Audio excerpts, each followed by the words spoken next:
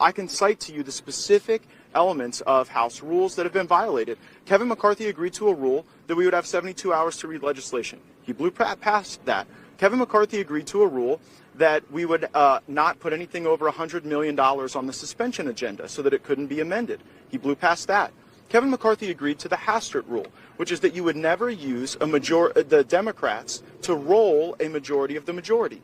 On the last Ukraine supplemental, 101 Republicans voted for it, 117 Republicans voted against it. So does this sound personal to you? That was Florida Congressman Matt Gaetz melting down over the fact that Speaker Kevin McCarthy needed Democratic votes to prevent a government shutdown. Once again reminding people that when you want government to work, call the Democrats. Gaetz had a busy Monday as he ran around Capitol Hill building an insurrectionist army of far-right lawmakers to throw Kevin McCarthy out of his job. Trust me, Matt Gaetz knows all about insurrections. And Gaetz finally announced that yes, it's official, for real this time, Mr. Matt Gaetz of Florida would actually call for a vote to kick McCarthy out. And then began the great Matt Gaetz media blitzkrieg. The only deal is to make one with McCarthy, because I'm not offering anything and won't offer anything. And by the way, if the Democrats want to own Kevin McCarthy, they can have it. Because one thing I'm at peace with is when we stand here a week from now,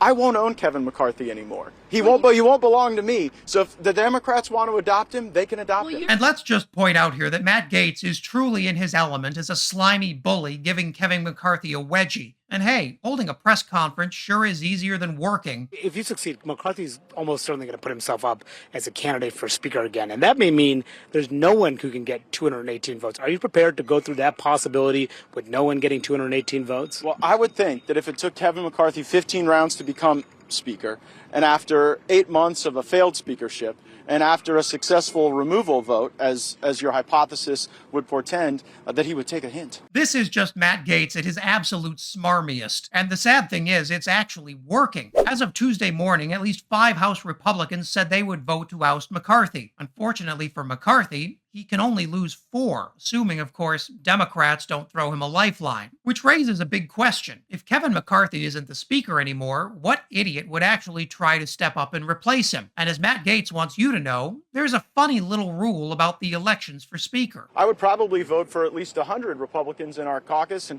maybe 100 other Americans out there who wouldn't necessarily need to be a member of the body to be considered for the speakership. But I am not going to pass over Steve Scalise just because he has blood cancer and is going through treatment. So in just 2 sentences, Matt Gaetz managed to throw a ridiculous amount of shade at Steve Scalise, while also slipping in there that you don't actually need to be a member of Congress to be elected Speaker. I wonder who Matt Gaetz might have in mind there. In response, Kevin McCarthy said, actually not much besides this weird tweet. It seems like McCarthy knows he doesn't have the votes, and that he's entering what could be his final days as Speaker of the House. If Gaetz can make good on his pledge, McCarthy will have served as Speaker for just over 8 months, one of the shortest Speaker tenures in American history. It would also plunge the GOP into absolute chaos as the party fractures, so woohoo to that. This week will be dominated by the House Republicans' efforts to figure out what the heck is going on in their caucus. That's time Congress should be spending protecting the American people. It's about to be Matt Gaetz Day every day. And if you think that was wild, check out this video. So much food and water stored down there to feed the whole United States for about